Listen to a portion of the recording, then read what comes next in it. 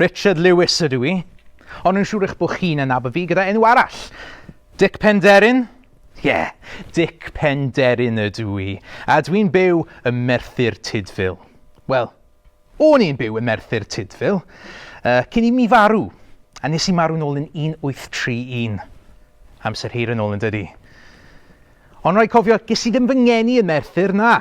Ges i fy ngeni mewn pentref o'r enw Aberafan, ger Port Talbot, a symudes i Merthyr Tydfil i chwilio am waith. Roedd yna lot o lo, a haearn, a chalchfaen o dan y ddeiar yn Merthyr Tydfil. Felly roedd yna lot o waith yn y pylloedd yn cloddio am y deunyddiau yma. Roedden ni yn gweithio mewn un o'r pylloedd haearn, sef pwll Penderyn yn Merthyr Tydfil. Oedd rhaid ni cloddio am y haearn yma mewn tynelu o dan y ddeiar. Roedden nhw'n swnllyd ac yn dywyll. Felly oedd rhaid i ni defnyddio lamp, fel hwn. Nawr, oedd da fi lot o ffrindiau lawr yn y pwll, yn cynnwys y ffrind gorau fi, Lewis. Neu fel mae'r ffrindiau fe'n hoffi galw e, Lewsyn yr Heliwr. Nawr, i cloddio am y haearn, mae angen defnyddio arf, fel hwn.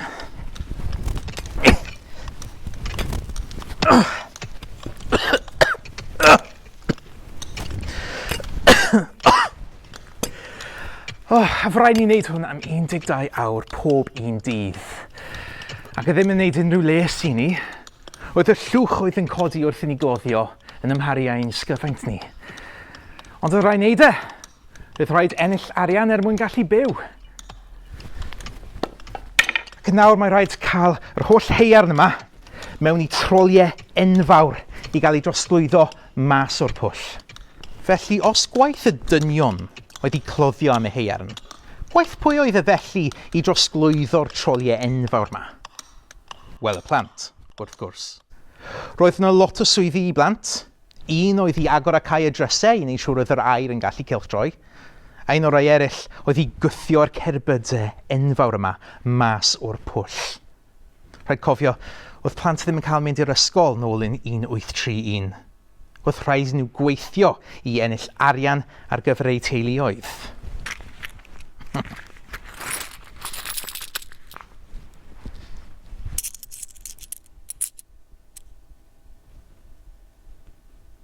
Deg swllt.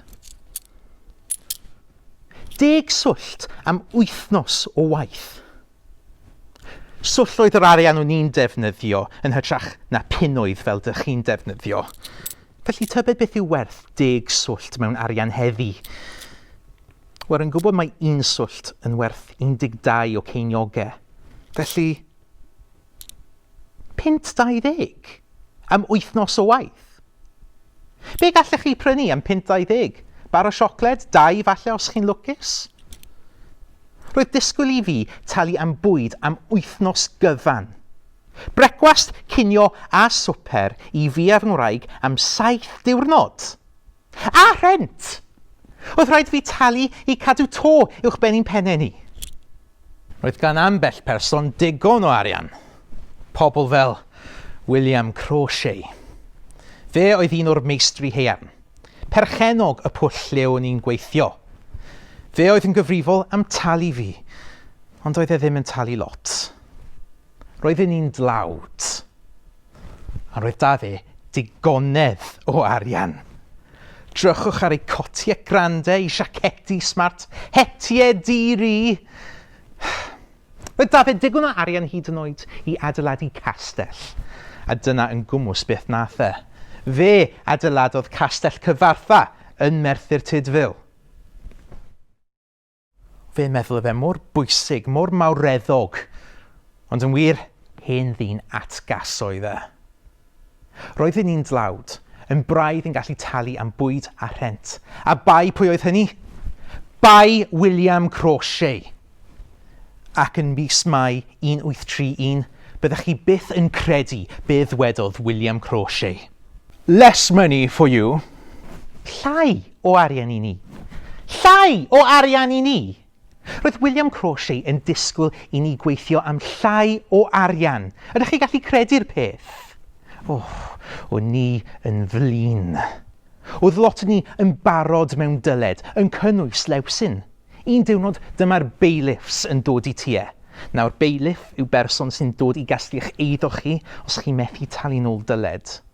Felly dyma'r bailiffs yn dod I ti Lewsyn ac yn gymryd ei gist. Gist oedd yn werthfawr iawn iddo fe. O'n I wedi cael llond bol. Digon yw digon. Oedd rhaid I ni codi ein llais felly oedd pawb yn gallu glywed.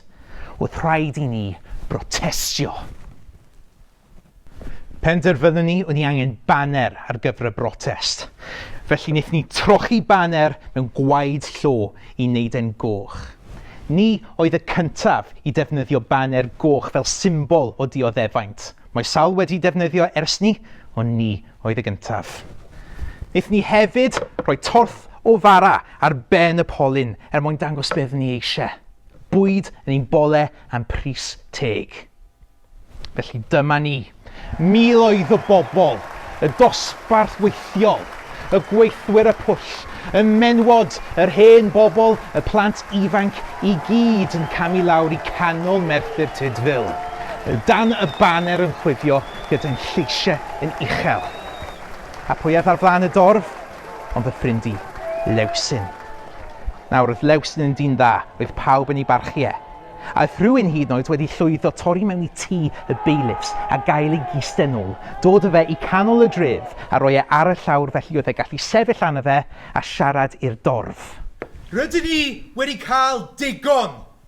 Mae angen mwy o arian neu allan ni ddim byw. Mae rhaid I rhywbeth newid. Bara neu gwaed! Bara neu waed! Bara neu waed! Dyma'r dorf I gyd yn bloeddio. Bara neu waed! Yn sydyn dyma milwyr yn dod i'r brotest. Ddim lot fawr ohonyn nhw. Ond y miloedd ohonyn ni, o'n nhw'n methu reoli ni. Roedd ambell berson wedi dechrau torri mewn I tai bailiffs I casglu ei eiddo yn ôl. Oedd y milwyr ddim yn hapus am ni. Yna'n ara deg, dyma mwy a mwy a mwy o filwyr yn dod i'r brotest. 800 ohonyn nhw. A dyma nhw yn tanio ei gynnau.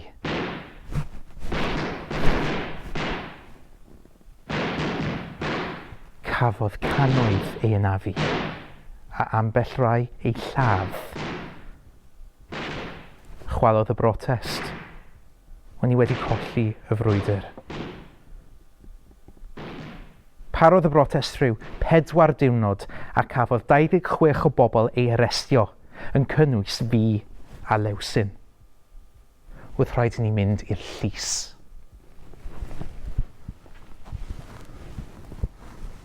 A dyma ni yn y llys, yn barod am y deddfryd.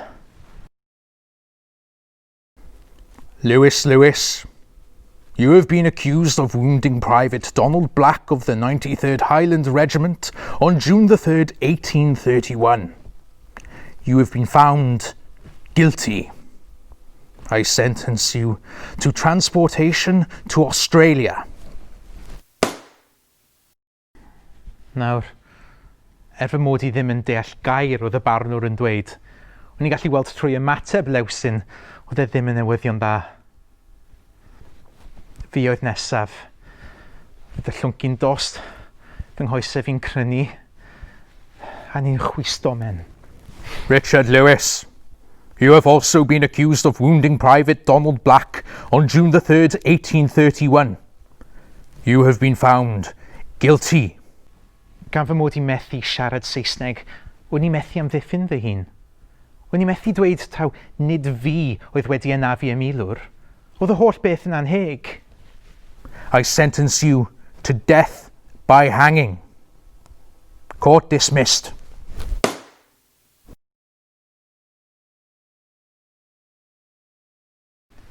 Nes I ffeindio mas yn hwyrach beth oedd hynny'n olygu. O'n I wedi ffeindio fi'n eog, ac yn mynd I farw. Felly ar Awst y 30 1831, ges I fy nghrogi yng Ngharchar Caerdydd. Fy eiriau olaf fi oedd, O arglwydd. Dyma gamwedd. O'n i'n 23 mlwydd oed.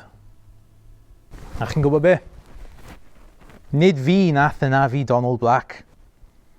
Mae'n debyg oedd y dyn arall o'r enw Iant o Parker, a nath e cyfaddef ar ei gwely angau taw fe nath yna fi y milwr na. Ges i fy neddfrydu rhywbeth nes i erioed wneud. Ond chi'n gwybod be? Dwi'n mynd dyfaru bod yn rhan o'r brotest na. Roedden ni y dosbarth weithiol wedi ymuno gyda'n gilydd i sefyll lan yn erbyn y pobl pwysig a phwerus oedd yn trin ni'n anheg. Roedd y brotest ni wedi ysbrydoli sawl protest arall. Yng Nghasnewydd, o'n y rai yn 1839.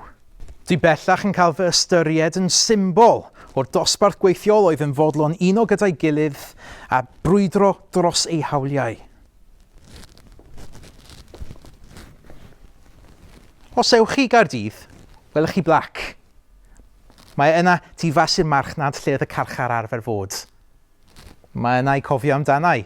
Felly tro nesaf chi yng Nghaerdydd, cofiwch fynd i weld e, a chofiwch amdanau. Dic Penderyn.